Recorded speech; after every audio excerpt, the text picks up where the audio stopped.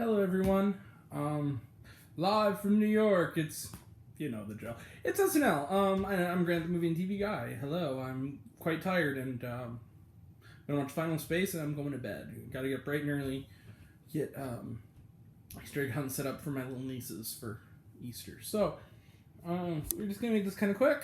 I'm going to talk about that now. So, I guess, tonight's host is the brilliant Daniel Kaluuya, who, I'm going to be that guy. I liked him before Get Out, because he was on Skins, the British show. He's also on Black Mirror and Get Out, and getting a well-deserved second Oscar nomination this year for, very well-deserved for the terrific Judas and the Black Messiah. Although, I still feel that's, it's a weird category that they're both the leads, and yet they're both nominated for Best Supporting Actor. He and Lakeith Stanfield. I feel like one of them should be in the other category, but whatever. I feel like that's almost like downgrading them for no reason when they're both really good, which I think is stupid, and it's not their fault, it's the Academy's. Anyway. Sorry. So he's the host, and the musical guest is St. Vincent, who is quite good. That's all I have to say. I like St. Vincent, so... Very avant-garde and weird and fun and good music. Very, very hummable.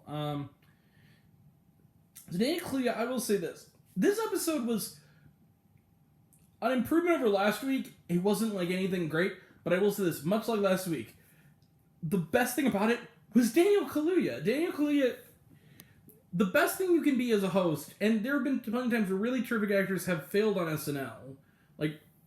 Felicity Jones. And I love Felicity Jones. Because I feel like you really have to... Nerves cannot get the best of you. You have to kind of go in with both feet, ready to dive into that kind of shallow end. And if you don't, and really go for it and really be ready to kind of work with it... Daniel Kaluuya was game, and he really was funny in this. So some of this... I'll tell you right off the bat, the skit that got me probably the most laughs outside of Update, because Update had one of my favorite characters of all, mainly because I know people like this, which was Guy Who Just Bought a Boat. Where, yes, the whole joke, and they brought Ryan Reynolds in for one of them, is that he's overcompensating for a small and that's like all the joke, and he's just saying the most nasty stuff. Like, you're just saying, like, and it's vulgar. Like, I can't say any of it on this, relatively family-friendly series, but it's just like, you're laughing, but you're also like, oh wait, it is 11 o'clock at night, thank God. On NBC. But he keeps going this euphemism means euphemism. It doesn't work. And girls are disappointed by it. I love that kind of. And a lot of it, too, is Alex Moffat and just how committed he is to the character, and it's really funny. But the other things they did, for instance, Update, I was going to... There's this 26-year-old who married, a 106-year-old woman. It's a 26-year-old guy. And they're talking about, everyone thinks, he's just marrying her for his money, and they're trying to prove it not. And he's just like, oh, we make each other laugh. Isn't that right? And they're like, Heidi Gardner is the 106-year-old woman. She's like, I like custard.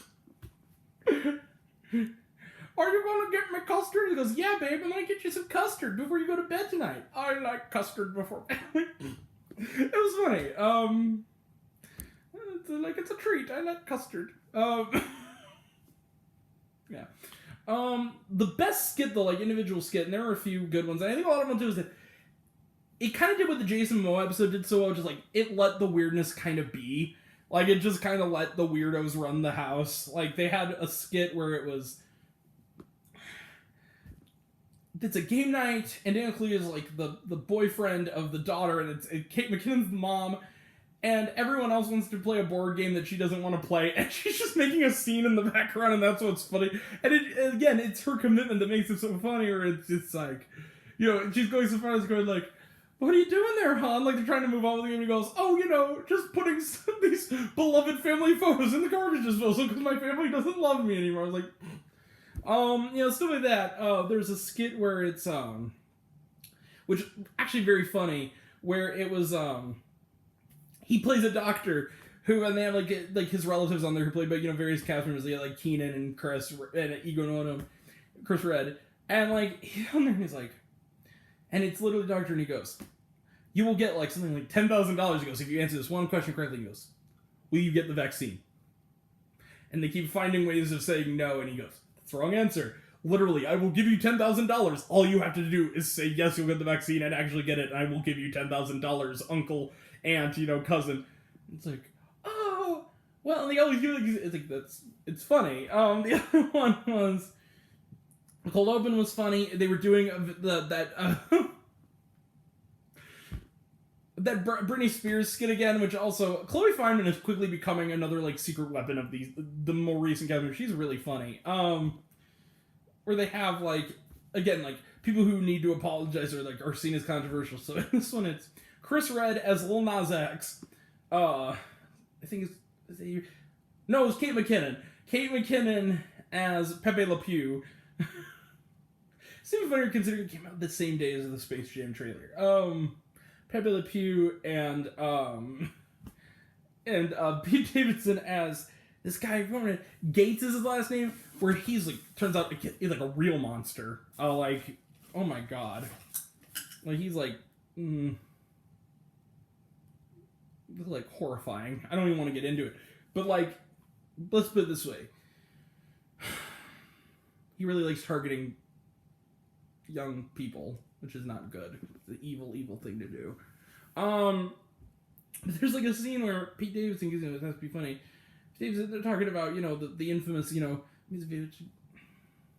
Come on, the Lil Nas X thing, because like he did like Old Town Road, and then I was like, here, I can apologize. Here, let me do the thing you were doing with the devil in the video, and he goes, and Chris Redd is a little nervous. He goes, dude. It's kind of similar to what Pete Davidson did as, what's his name, Cuomo in the previous one. He's like, if you even come near me, I'm going to end you. Keep in mind. It's like, I'm from the street, and I'm from the country. Two people who are notoriously known for, and this is him saying, and not me, notoriously known for having guns on them. And he goes, understand. So yeah. Pretty funny. Chris Redd also is just really funny. I knew that all the way back to Pop Star, like as what was it like? He's like the wolf gotta eat. It was that dude, like where he's like the rival rapper who's like is like stealing from the spotlight from Connor for real. Pop Star is underrated. Go watch it. It's hilarious. Andy Samberg. But it's the best skit by far, and it's again Kyle Mooney just gets to run the show. There's a skit. The other one, there's another one that I'm almost certain was written by Kyle Mooney because it's like that kind of weird. But it was basically like a really hilarious takedown of Logan Paul and his ilk of the kind of like, I did an evil, deplorable thing, and then the next video it's like, I'm sorry, I'm very insincerely sorry. And it's Kyle Mooney and Daniel Kaluuya and they're like roommates. And it's like, I'm gonna prank him. I'm gonna like do something this like dangerous and evil. And then like cuts to another video, goes, I'm sorry, what I did was wrong. And like he gets to the next one, does something else. He goes, I was lying in the first video, but this time I'm seriously sorry. If you think I'm sincere, smash that like button. And it's like, it gets to the point where he's like, dude, we're gonna prank him. And it's like he's sleeping on the couch. He just drops a flat screen on him and like injures him. And he's just like, oh, it was him. And then just goes to, you shouldn't drop flat screens on people. I'm truly sorry. I almost really badly hurt my friend. And every time they do it, they edit it so beautifully where it's like, oh, dude, yeah, we're gonna prank him. And the next thing's, do, I'm so sorry. Like, that's sincere music. And the payoff is brilliant because it's Daniel Kaluuya. And he's like coming in, like the camera, he goes, guys, check this out. And he goes, I'm gonna get him back. And he takes just like a flat screen in his hands, just bashes him over the head and knocks him out with it. And he's just like lying there and he goes, oh crap, he's not moving. He goes, do, I'm so sorry, peace, and just runs.